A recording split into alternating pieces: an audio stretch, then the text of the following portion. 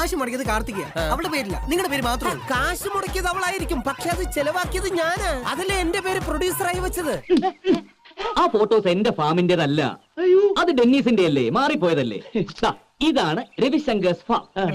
ആ പാലം തേവള്ളിയിലേക്ക് പോകാൻ വേണ്ടി ആൾക്കാരുടെ തിരക്ക്, യാത്രക്കാരുടെ തിരക്ക് ഒഴിവാക്കാൻ വേണ്ടി KSRTC സ്റ്റാൻഡിന്റെ അവിടെ നിന്ന് തുടങ്ങിയ പാലമാണ്. എങ്ങും മുട്ടാതെ നിൽക്കാൻ തുടങ്ങിയിട്ട് കുറെ കാലമായി. അപ്പൊ ഇതെങ്ങനെ ഈ കെട്ടിടം ഇങ്ങനെ പൊളിഞ്ഞതല്ല, പുതിയതായിട്ട് കെട്ടിക്കൊണ്ടിരിക്കുക.